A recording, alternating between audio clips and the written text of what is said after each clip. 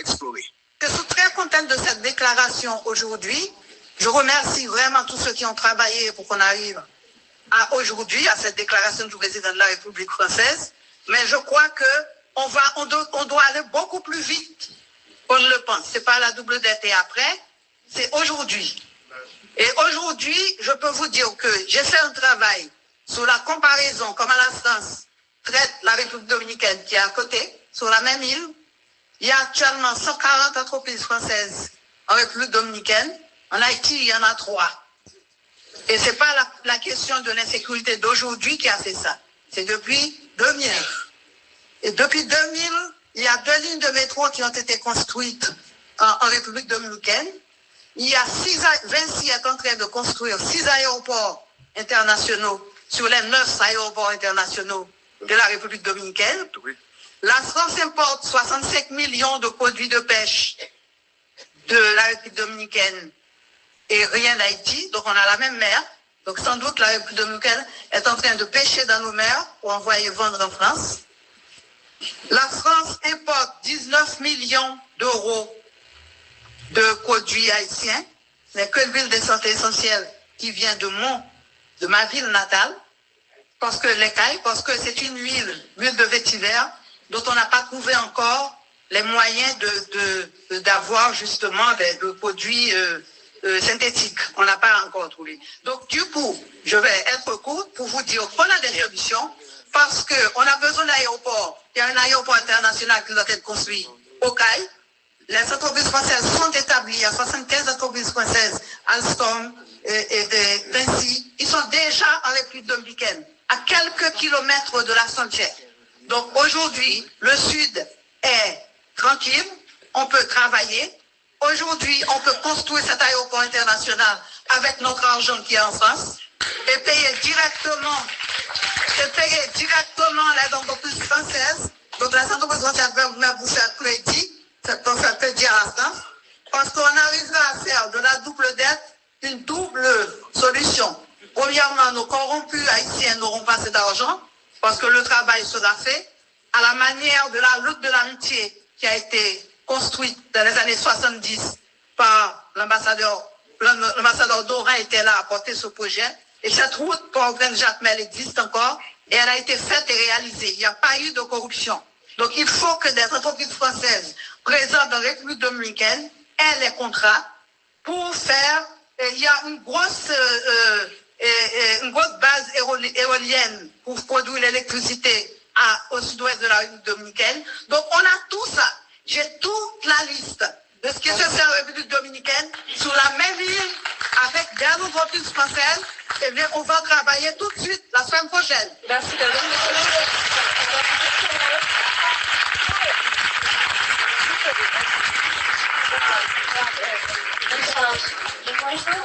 Il y a maintenant ce que je pourrais considérer comme la piste Josette Thomas Bouffant, à savoir l'activité en nature.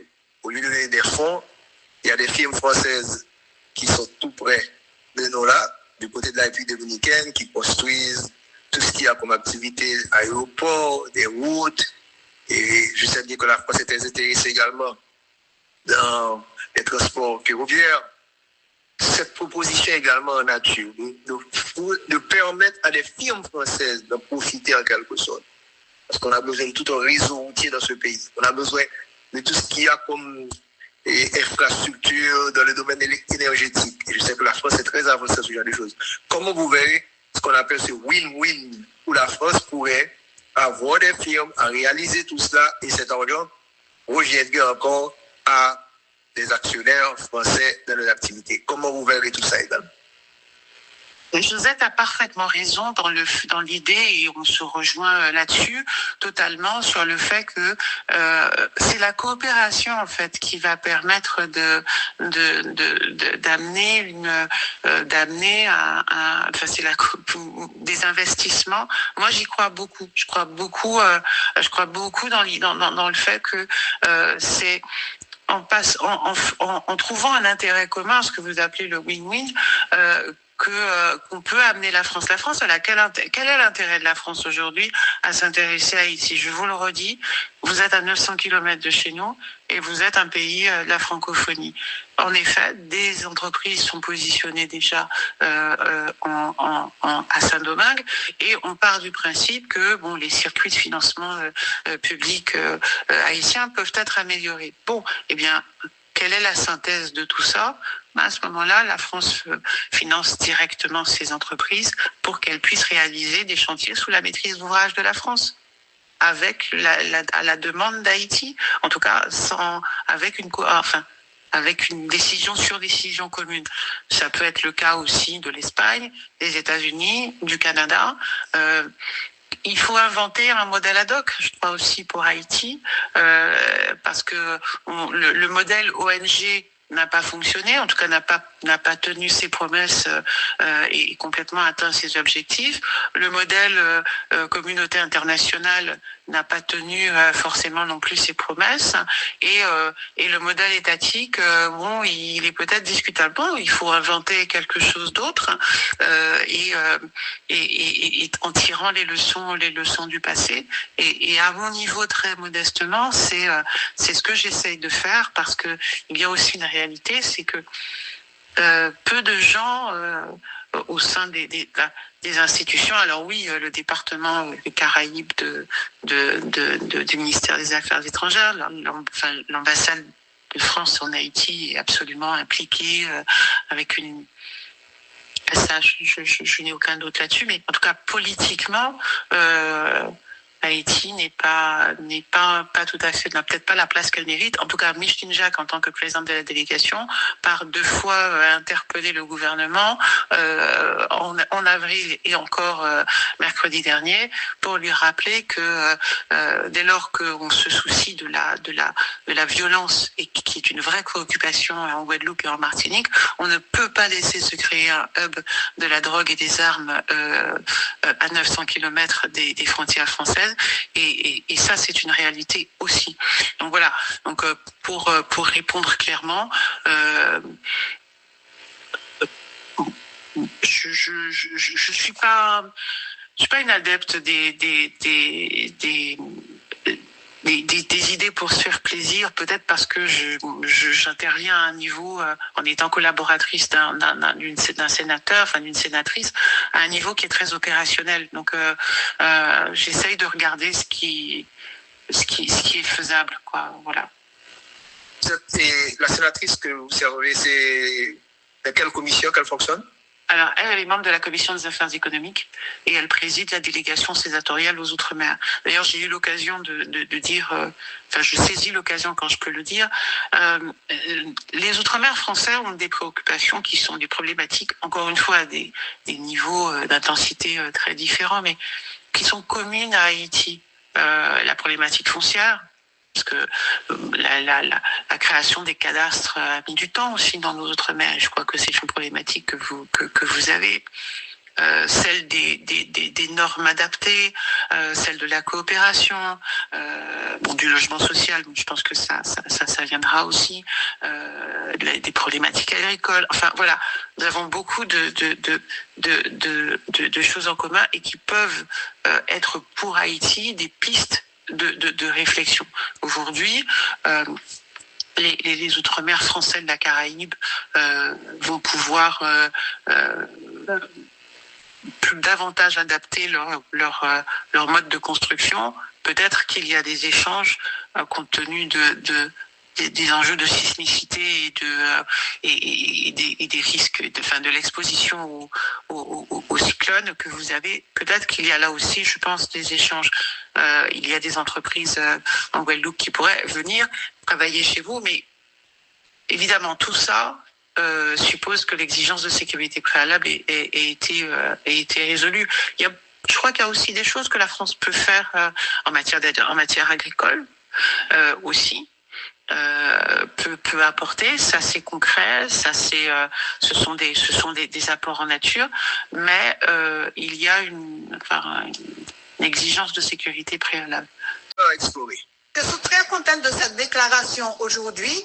Je remercie vraiment tous ceux qui ont travaillé pour qu'on arrive à aujourd'hui, à cette déclaration du président de la République française, mais je crois qu'on doit aller beaucoup plus vite qu'on ne le pense. Ce n'est pas la double dette et après, c'est aujourd'hui. Et aujourd'hui, je peux vous dire que j'ai fait un travail sur la comparaison, comment la France traite la République dominicaine qui est à côté, sur la même île. Il y a actuellement 140 entreprises françaises en République dominicaine. En Haïti, il y en a 3. Et ce n'est pas la question de l'insécurité d'aujourd'hui qui a fait ça. C'est depuis 2000. Et depuis 2000, il y a 2 lignes de métro qui ont été construites en République dominicaine. Il y a Vinci est en train de construire 6 aéroports internationaux sur les 9 aéroports internationaux de la République dominicaine. La France importe 65 millions de produits de pêche de la République dominicaine et rien d'Haïti. Donc on a la même mer. Donc sans doute la République dominicaine est en train de pêcher dans nos mers pour envoyer vendre en France. La France importe 19 millions d'euros de produits haïtiens, mais que l'huile de santé essentielle qui vient de ma ville natale, parce que c'est une huile de vétiver, dont on n'a pas trouvé encore les moyens d'avoir justement des produits synthétiques. On n'a pas encore trouvé. Donc du coup, je vais être courte pour vous dire qu'on a des solutions, parce qu'on a besoin d'aéroports. Il y a un aéroport international qui doit être construit au CAI. Les entreprises françaises sont établies, il y a 75 entreprises françaises, Alstom et Vinci, ils sont déjà en République dominicaine, à quelques kilomètres de la frontière. Donc aujourd'hui, le Sud est tranquille, on peut travailler. Aujourd'hui, on peut construire cet aéroport international avec notre argent qui est en France et payer directement les entreprises françaises. Donc les entreprises françaises peuvent vous faire crédit. Donc ça peut dire à la France, parce qu'on arrivera à faire de la double dette une double solution. Premièrement, nos corrompus haïtiens n'auront pas assez d'argent, parce que le travail sera fait à la manière de la route de l'amitié qui a été construite dans les années 70 par l'ambassadeur Dorin était là à porter ce projet. Et cette route, pour Jacmel, existe encore, et elle a été faite et réalisée. Il n'y a pas eu de corruption. Donc il faut que des entreprises françaises présentes dans la République dominicaine aient les contrats pour faire. Il y a une grosse base éolienne pour produire l'électricité au sud-ouest de la République dominicaine. Donc on a tout ça. J'ai toute la liste de ce qui se fait en République dominicaine sur la même île avec des entreprises françaises. Eh bien, on va travailler tout de suite la semaine prochaine. Merci.